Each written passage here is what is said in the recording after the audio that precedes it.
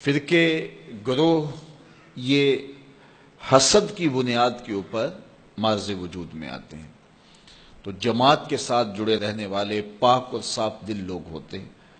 اور وہ کسی سفلی یا سطحی مفاد کی وجہ سے یا کسی کے حسد کی وجہ سے الگ رستہ اختیار نہیں کرتے، وہ جماعت کے ساتھ جڑے رہتے ہیں۔ اللہ کے محبوب علیہ السلام نے ارشاد فرمایا کہ جو سواد اعظم ہیں ان کے ساتھ وابستہ رہو، جو ان سے بچھڑ گیا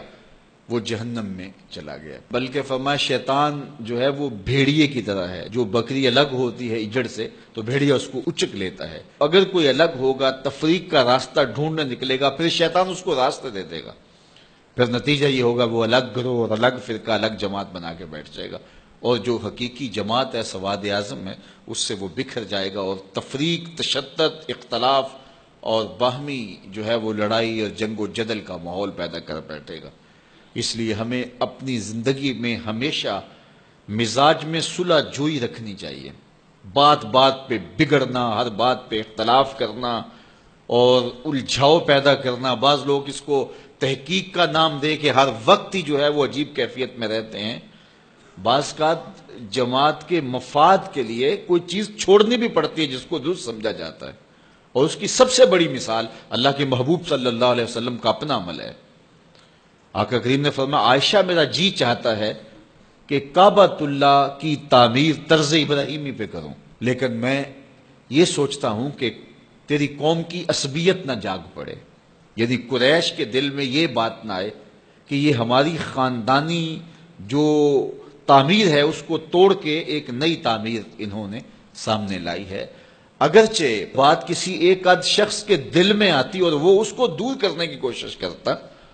لیکن اس کے باوجود حضور علیہ السلام اس سے بھی بچے کہ کہیں اس میں جو ہے وہ لوگوں کے ذہن میں جو ہے وہ ایسی بات نہ آنے پائے۔ اب یہ کتنی بڑی بات ہے، اگر ہم لوگ اس بات کو سمجھ لیں تو یہ بات بات پہ بگڑنا، جھگڑنا، جنگ و جدل، لڑائی اور باہمی تشدد، افتراق اور کیا کچھ ہے، اور جو اس وقت ہم کر رہے ہیں پوری دنیا کے اوپر، مسلمان آج دیکھیے شام کے اندر جو کچھ ہو رہا ہے، اور ہم آپس میں جو ہے وہ باہم دست و گریبان ہیں۔ ہم چھوٹے ہوتے تھے تو وہ ایک کہانی پڑھتے تھے کہ ایک تھا تیتر ایک بٹیر، لڑنے میں تھے دونوں شیر، لڑتے لڑتے ہو گئی گم، ایک کی چونچ اور ایک کی دم، دونوں کو نقصان ہو گیا، ایک کی چونچ جائے گی اور ایک کی دم جائے گی۔ تو ہم جب امت مسلمہ آپس میں جنگ و جدل کا ماحول ہی قائم رکھے ہوئے ہوں گے تو پھر نتیجہ کیا یہ ہوگا کہ شام کے اندر جو ظلم ہوا، اس سے قبل جو یمن میں ہو رہا ہے، اسی طرح برما میں جو کچھ ہوا، افغانستان کے اندر جو کچھ ہوا، 56-57 اسلامی ملک اور ہماری یہ حالت، بس ہم جغرافیائی الجھنوں میں ہیں۔ اس امت کو اس تقسیم میں ڈالا گیا۔ یہ اب بھی بہار عرب پچھلے دنوں میں چلی، عرب نیشنلسٹ اور یہ جو کچھ بھی ہے، یہ تعصب اور یہ عرب و عجم کی تقسیم اور یہ سرحدی تقسیم امت مسلمہ کے اندر امت کو منتشر رکھنے کے لیے یہ بت گھڑے جاتے ہیں تاکہ امت تقسیم رہے۔ تو جب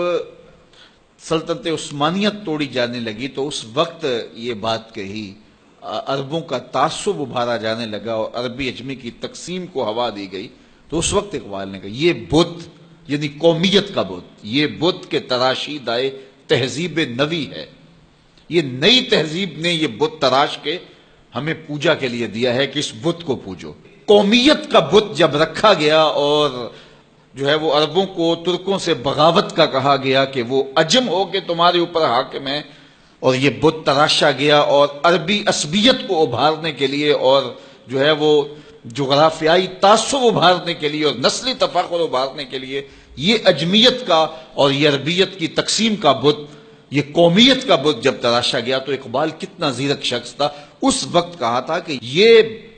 بت کے تراشیدہ تہذیب نوی ہے، یہ نئی تہذیب کا تراشا ہوا بت ہے، اگر اس کی پوجا پاٹ شروع ہوگی تو ہوگا کیا؟ سنیے ذرا، یہ بت کے تراشیدہ تہذیب نوی ہے، غارت گرے کاشانہ دین نبوی ہے۔ اس بت کی پوجا کا مطلب یہ ہے کہ تم دین کے کاشانے کو غارت کر رہے ہو، دین کی عمارت اپنے ہاتھوں سے ڈھا رہے ہو۔ تو پھر ہمارے لیے میسج کیا ہے؟ تو اقبال نے میسج دیا، بازو تیرا توحید کی قوت سے قوی ہے، اسلام تیرا دیس ہے، تو مصطفی بھی ہے۔ کہ تیرا بازو طاقت ہوگا جب تو وحدت کا سبق پڑھے گا اور توحید کے سائے میں پوری امت اکٹھی ہوگی. جغرافیائی تقسیموں سے نکل کے، عرب عجم کی تقسیموں سے نکل کے توحید کے سائے تلے جب یہ فرزندان اسلام اس شناخت کے ساتھ کھڑے ہوں گے تو پھر بازو مضبوط ہوگا. اور تیرا دیس یمن، شام اور یہ نہیں ہے، تیرا دیس کیا ہے؟ اسلام تیرا دیس ہے، تو مصطفی.